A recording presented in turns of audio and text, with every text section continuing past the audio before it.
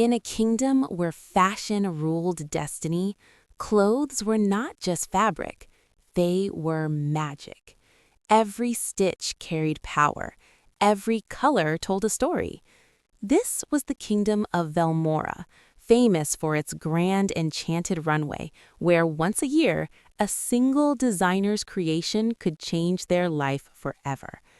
Velmora shimmered with silk banners, crystal mirrors, and golden mannequins lining the streets. From childhood, people were judged not by words, but by what they wore.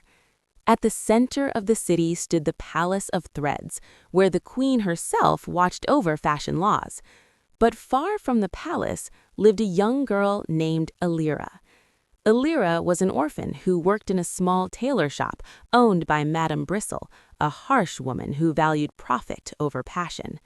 Elira stitched day and night, yet wore the same faded dress every day. People ignored her, not because she was unkind, but because she was plain. Still, Elira loved fashion, not for beauty, but for storytelling. She believed clothes could heal hearts. Every night, Elira sketched designs on scraps of cloth, dresses inspired by moonlight, courage, sorrow, and hope. She whispered, "One day, I will walk the enchanted runway." Madame Bristle laughed when she heard this. Runways are for the rich girl, not for nobodies. But Elira never stopped dreaming. One morning, golden bells rang across Velmora. A royal announcement echoed. The Grand Enchanted Runway will be held in 7 days. The winner shall become the royal designer. The city erupted in excitement. Elira's heart raced. But entry required rare magical fabric, something she could never afford. That night, while taking out scraps, Elira saw a strange glow behind the shop. In the alley lay a torn cloak shimmering like stars. As she touched it, a soft voice spoke. "True fashion is born from the soul." An old woman appeared, the weaver of fate, a forgotten fashion spirit. The weaver said, "This cloak once belonged to the first designer of Velmora. It responds only to honest hearts."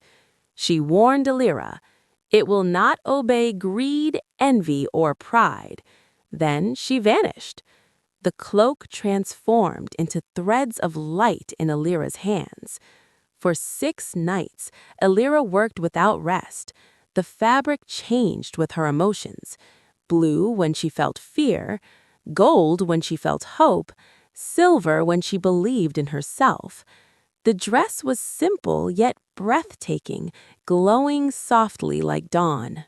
Meanwhile, the kingdom's most famous designer, Lady Seraphina, prepared her entry. She was rich, admired, and cruel. "Talent without wealth is nothing," she sneered. When she heard rumors of Elira, she ordered spies to follow her. On the night before the runway, Seraphina's servants broke into the shop. They tried to steal the dress. But the magical fabric burned their hands. In anger, they destroyed Elira's sketches. Elira collapsed in tears. As Elira cried, the dress glowed brighter. The weaver's voice returned. "Fashion remembers intention, not paper." The destroyed sketches reappeared woven into the dress itself. Elira stood taller. The palace runway shimmered under floating lights. Designers presented gowns of diamonds, fire silk, and shadow velvet. Finally, Elira stepped forward. The crowd gasped. Her dress changed colors with each step, reflecting emotions of the audience.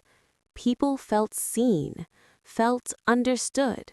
Seraphina mocked, "It's just cloth." But when her own dress touched the runway, it crumbled, exposed as hollow glamour powered by arrogance. The queen stood in silence. The queen rose and said, "Fashion is not wealth. It is truth woven with courage. She crowned Elira royal designer of Velmora. The crowd cheered. Elira didn't ask for riches. She asked for fashion schools for the poor and workshops where creativity mattered more than status. The queen agreed. Velmora changed forever. Years later, Elira walked the runway, not as a model, but as a mentor. The weaver watched from the shadows, smiling, and the fallen star cloak finally rested. True style is not worn to impress others, it is worn to express who you truly are.